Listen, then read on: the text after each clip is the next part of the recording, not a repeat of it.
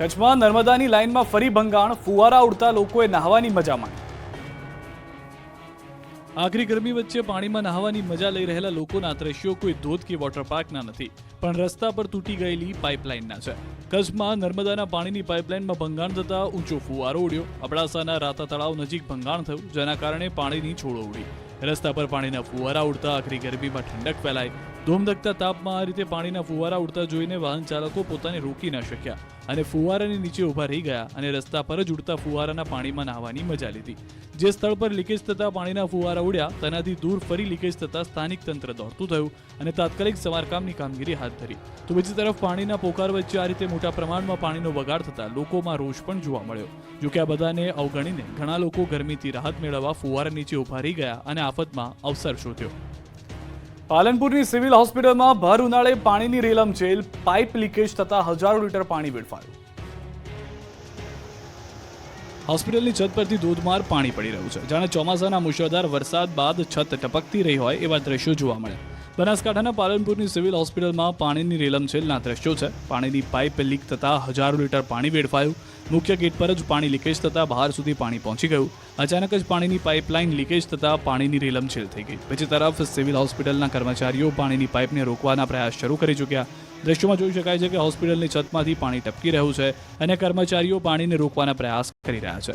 Hospital તંત્રની બેદરકારીને કારણે હજારો લીટર પાણીનો વેડફાટ થતો પણ જોવા મળ્યો. વડોદરા એસએસજી હોસ્પિટલના સ્ટાફ બન્યો આળસુ. મોંઘી દાટ દવાના બોક્સ તો ઉપરના માળેથી ફેંક્યા. કર્મીઓએ બોટલો અને દવાના બોક્સ સીડી પરથી ફેંક્યા.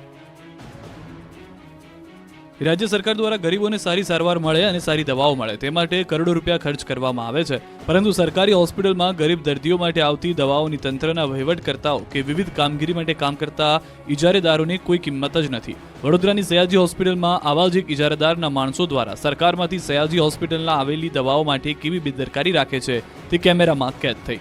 ગુજરાત સરકાર દ્વારા આપવામાં આવતી દવાઓ, ઇન્જેક્શન અને દર્દીને ચઢાવવામાં આવતી બોટલ સયાજી હોસ્પિટલ ખાતે મેડિકલ સ્ટોરમાં મૂકવામાં આવે છે અને ત્યારબાદ અલગ અલગ વોર્ડમાં મોકલવામાં આવે છે. ત્યારે આજે સયાજી હોસ્પિટલના મેડિકલ સ્ટોરમાંથી એજન્સીના કર્મચારીઓ દ્વારા પહેલા માળેથી દવાઓ ભરેલા બોક્સ નીચે ફેંકાતા દ્રશ્યો કેમેરામાં કેદ થયા. કેટલાક બોક્સ ફાટી જતા બોટલો સહિતની દવાઓ વેરણચીરણ થઈ ગઈ. આ અંગે હાજર સુપરવાઇઝરને સવાલો કરતા તે સ્થળેથી ભાગી છૂટ્યા. જ્યારે કર્મચારીઓને કારણ પૂછવામાં આવ્યું ત્યારે દવાઓ ભારે હોવાથી ન ઉચકાય તો બોક્સ ફેંકવા પડે, લિફ્ટ મુકાવી દો તો નીચે નહીં ફેંકીએ તેવો જવાબ આપવામાં આવ્યો. સુરતમાં પોલીસે આરોપીઓનું જાહેરમાં સરઘસ કાઢ્યું. 2 લાખની માંગ હતી ખંડણી. ખંડણીખોરનું જાહેરમાં સરઘસ કાઢીને પોલીસે પાઠ ભણાવ્યો. સુરતના ઉધનામાં હાથમાં બિયર લઈ જાહેરમાં યુવકને માર મારી ₹2 લાખની ખંડણી માંગનાર આરોપીઓને પોલીસે શાન ઠેકાણે પાડી દીધી. સ્કોર્પિયો કાર લઈ જાહેરમાં ગુંડાગીરી કરી આતંક ફેલાવનારને પોલીસે બરાબરનો પાઠ ભણાવ્યો. આરોપીઓએ પોતાના જ મિત્રને માર મારી ₹2 લાખની ખંડણી માંગી હતી. અગાઉ હત્યાના કેસમાં ફરિયાદીને ધમકી આપવાના ગુનામાં આરોપી જેલવાસમાં હતો. જેલવાસ દરમિયાન મિત્ર પપ્પુ મળવા ન આવતા તેના ઘરે જઈ હોબાળો કર્યો. એટલું જ નહીં, પોતાના અન્ય 5 સાગરીતો સાથે મળી યુવકને માર મારી ખંડણી માંગી હતી. લાજપોર જેલમાં મળવા કેમ નથી આવ્યો, મારે 2 લાખ ખર્ચ થયો છે તેમ કહીને ધમકી આપી. વાયરલ વિડીયો બાદ પોલીસે 4 આરોપીઓની ધરપકડ કરી સરઘસ કાઢી પાઠ ભણાવ્યો હતો. જૂનાગઢમાં સ્વામીને માર મારવાની ઘટનામાં જમીન વિવાદ આવ્યો સામે. જૂનાગઢના જાલણસર ગામે આવેલ ધામ ગુરુકુળના સંચાલક સ્વામી વિજય પ્રકાશ દાસને 5થી વધુ ઈસમોએ ઢોર માર મારી વિડીયો વાયરલ કર્યો. જો કે હાલ આ બનાવમાં જમીન પ્રકરણ સામે આવ્યું છે.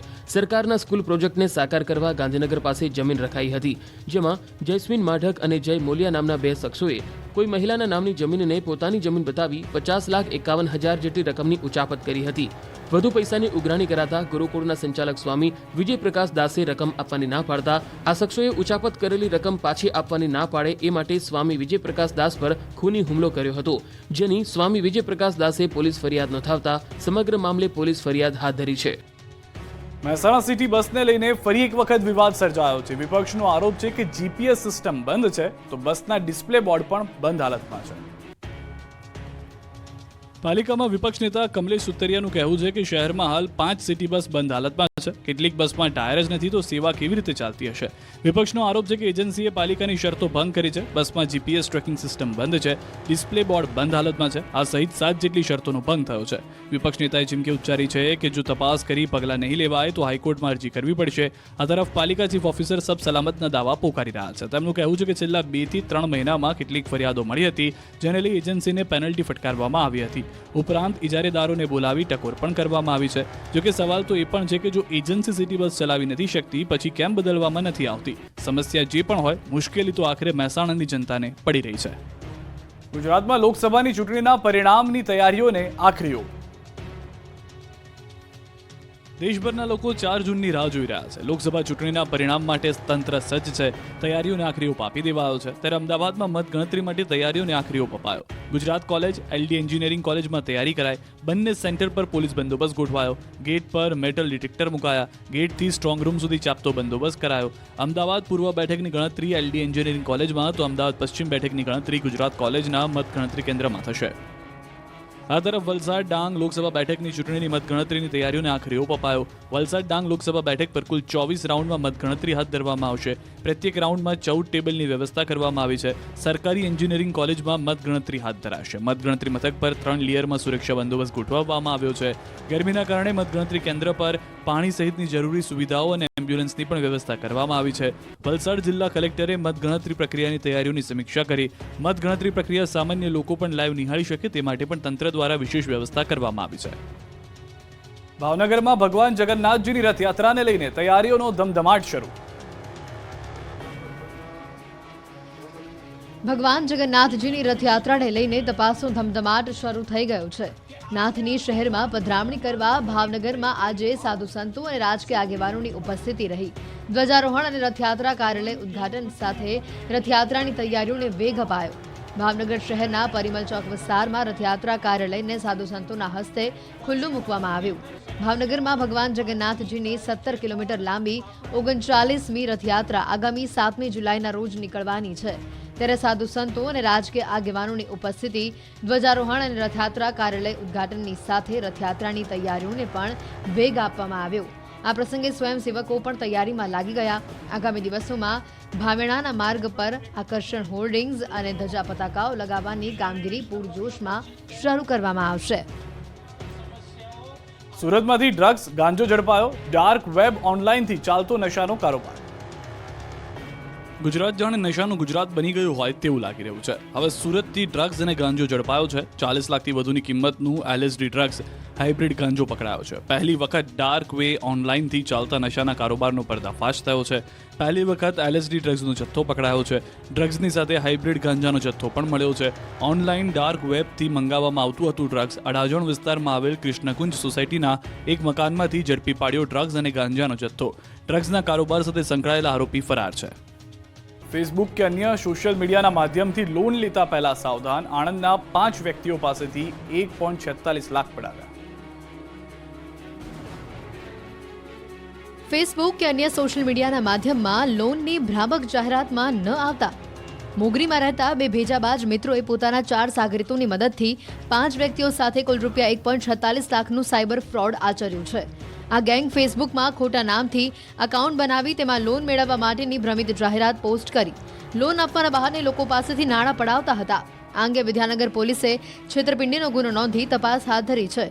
આણંદ તાલુકાના મોગરી ગામમાં આવેલા સહકાર સોસાયટીમાં રહેતા વિશાલભાઈ મહીજીભાઈ વણકર અને હર્ષિત અશોકભાઈ સોલંકી ખોટા નામે ફેસબુકમાં એકાઉન્ટ બનાવી તેમાં લોન મેળવવા માટેની ભ્રમિત જાહેરાત પોસ્ટ કરી લોન આપવાના બહાને લોકો પાસેથી નાણાં પડાવી સાયબર ફ્રોડ આચરતા હોવાની બાતમી વિદ્યાનગર પોલીસને મળી હતી, જેથી પોલીસે આ બંનેને બોલાવી પૂછપરછ કરી, જેમાં વિશાલે લોકોને લોન આપવાની ફેસબુકમાં ભ્રામક જાહેરાત પોસ્ટ કરી હતી।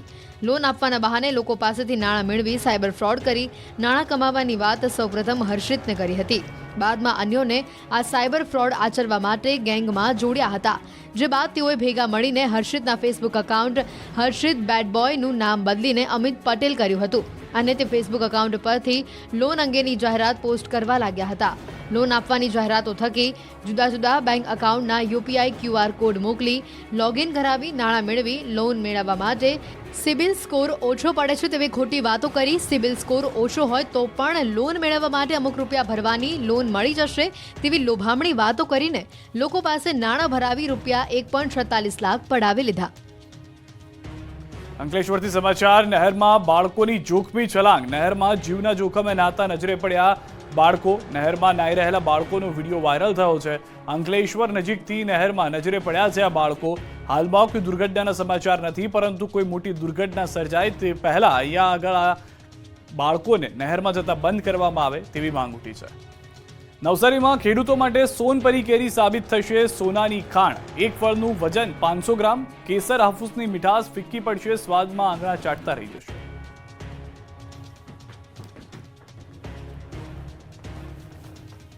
કેસર અને હાફૂસ કેરી વાતાવરણ સામે ટકી ન શકી એવી નબળી સ્થિતિ બની રહી છે. ત્યારે તેની સામે નવસારી કૃષિ યુનિવર્સિટી દ્વારા સંશોધન થકી વિકસાવેલી સોનપરી વાતાવરણ સામે તેની ટકાઉ શક્તિ અને મીઠાશને કારણે ખેડૂતોની વાડીઓમાં સ્થાન પામી રહી છે.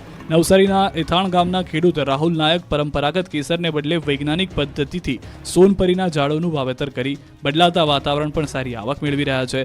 નવસારી કૃષિ યુનિવર્સિટી દ્વારા સંશોધન થકી 500 ગ્રામ જેટલું વજન ધરાવતી સોનપરી નામની કેરી પકાવવામાં આવી રહી છે અને આ કેરીની ડિમાન્ડ એટલી વધારે છે કે તેની ખરીદવા માટે પ્રી ઓર્ડર આપવા પડે છે. આ વર્ષે હીટવેવ અને બદલાતા વાતાવરણને લીધે પરંપરાગત કેસર અને હાફૂસ કેરીને મોટું નુકસાન થયું છે. ત્યારે તેની સામે નવસારી કૃષિ યુનિવર્સિટી દ્વારા સંશોધન થકી વિકસાવેલી સોનપરી કેરી વાતાવરણ સામે તેની ટકાઉ શક્તિ અને મીઠાશને કારણે ખેડૂતોની વાડીઓમાં સ્થાન પામી રહી છે. સોનપરીની મીઠાશ સામે હાફૂસ અને કેસર પણ ફીકી પડતા રાહુલભાઈએ પોતાની વાડીમાં પણ ધીરે ધીરે સોનપરીના ઝાડો વધારતા ગયા છે. બજારમાં સોનપરીના ભાવ પણ પ્રતિમણ 3000 થી 5000 રૂપિયાથી વધુ મળી રહ્યા છે. જામનગરની શોભા વધારતા લાખોટા તળાવનો ઇતિહાસ ભૂસી નાખવા તંત્રની કવાયત. જામનગર શહેરની બરાબર મધ્યમાં આવેલું લાખોટા તળાવ 5 લાખ ચોરસ મીટરમાં અને 3 ભાગમાં વહેંચાયેલું છે. આ તળાવ નગરની શોભામાં અભિવૃદ્ધિ કરે છે. જામનગરની આન બાન અને શાન કહેવાતા તળાવનો ઇતિહાસ ભૂસી નાખવા તંત્ર કવાયત કરી રહ્યું છે. લાખોટા તળાવના પાર્ટ 2 બ્યુટિફિકેશનમાં થાળી ભાગીને વાટકો કરવા જેવો ઘાટ ઘડાયો છે. તળાવમાં ખોદીને માટી કાઢવાને બદલે અન્ય જગ્યાએથી માટી નખાતી હોવાનો વિપક્ષનો આરોપ છે. વિકાસને બદલે વિનાશ કરાતો હોવાનો વિપક્ષનો દાવો છે. વિપક્ષી નેતા અને કોર્પોરેટરો ચાલુ સાઇટ પર પહોંચ્યા અને વિરોધ વ્યક્ત કર્યો. તળાવની ફરતે 20 ફૂટ જેટલી ભરતી કરી મહાનગરપાલિકા દ્વારા બનાવાઈ રહ્યો છે વોકવે. 30 કરોડના ખર્ચે અન્ય તળાવો પણ નિર્માણ થાય તે પ્રકારે કોર્પોરેશને કરવું જોઈએ તેવી વિપક્ષની શિખામણ. રાજાશાહી વખતના તળાવને પૂરીને વિકાસના નામે વિનાશ થઈ રહ્યો હોવાનો વિપક્ષે દાવો કર્યો. કોર્પોરેશનના સત્તાધીશોના વહીવટ સામે આક્ષેપ સાથે જન આંદોલન છેડવાનો વિપક્ષે હુંકાર ભર્યો. વલસાડ જિલ્લાના વેલવાગડમાં આધુનિક સ્પોર્ટ્સ કોમ્પ્લેક્સનું ઉદ્ઘાટન કરાયું. વલસાડ જિલ્લાના પરિયા નજીક વેલવાગડમાં રાજ્યના બે મંત્રીઓની હાજરીમાં આધુનિક સ્પોર્ટ્સ કોમ્પ્લેક્સનું ઉદ્ઘાટન કરવામાં આવ્યું. વેલવાગડમાં બગવાડા જૈન પરગણા જૈન એજ્યુકેશન સોસાયટી દ્વારા નિર્માણ પામેલ આધુનિક સ્પોર્ટ્સ કોમ્પ્લેક્સનું ઉદ્ઘાટન કર્યું. આ સ્પોર્ટ્સ કોમ્પ્લેક્સમાં વિવિધ રમતો માટે સુવિધા ઊભી કરવામાં આવી. સાથે જ મંત્રીઓએ આધુનિક પેવેલિયનનું ખાતમુહૂર્ત પણ કર્યું.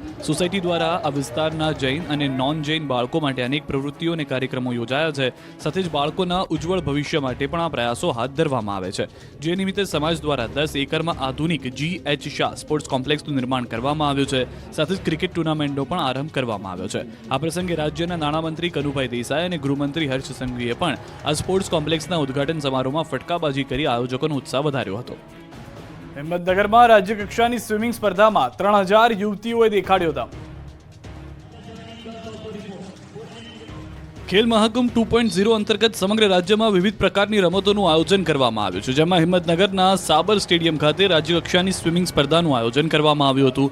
આ સ્પર્ધામાં સમગ્ર રાજ્યના 30 જિલ્લાના 3000થી વધુ સ્વિમર યુવતીઓ અને યુવકોએ ભાગ લીધો હતો. અંડર 14, અંડર 17 અને ઓપન ગ્રુપના સ્પર્ધકોએ ભાગ લીધો. રમતવીરો રાજ્યકક્ષાએ નેશનલ અને ઇન્ટરનેશનલ લેવલે આગળ વધે અને ઓલિમ્પિક માટે પણ તૈયારી કરે તે માટે આ ખેલ મહાકુંભનું આયોજન કરવામાં આવ્યું છે. વિજેતાઓ ઓલિમ્પિક અને ઇન્ટરનેશનલ લેવલે પોતાનું પ્રદર્શન બતાવશે. નેશનલ કક્ષાએ અને ઓલિમ્પિક કક્ષાએ ભાગ લઈને તેમનું તથા ભારત દેશનું નામ રોશન કરે તે માટે મહેનત કરી રહ્યા છે. વલસાડ ડાંગ લોકસભા બેઠકની ચૂંટણીની મતગણતરીની તૈયારીઓને આખરી ઓપ અપાયો છે. વલસાડ ડાંગ લોકસભા બેઠક પર કુલ 24 રાઉન્ડમાં મતગણતરી હાથ ધરવામાં આવશે. પ્રત્યેક રાઉન્ડમાં 14 ટેબલની વ્યવસ્થા કરવામાં આવી છે. મતગણતરી કેન્દ્રમાં મોબાઈલ લઈ જવા પર પ્રતિબંધ મૂકવામાં આવ્યો છે. સરકારી એન્જિનિયરિંગ કોલેજમાં મતગણતરી હાથ ધરાશે. મતગણતરી મથક પર 3 લેયરમાં સુરક્ષા બંદોબસ્ત ગોઠવવામાં આવશે. ગરમીના કારણે મતગણતરી મથક પર પાણી સહિતની જરૂરી સુવિધાઓ અને એમ્બ્યુલન્સની પણ વ્યવસ્થા કરવામાં આવી છે. વલસાડ જિલ્લા કલેક્ટરે મતગણતરી પ્રક્રિયાની તૈયારીઓની સમીક્ષા કરી. મતગણતરી પ્રક્રિયા સામાન્ય લોકો પણ લાઈવ નિહાળી શકે તે માટે પણ તંત્ર દ્વારા વિશેષ વ્યવસ્થા કરવામાં આવી છે. સંઘ પ્રદેશ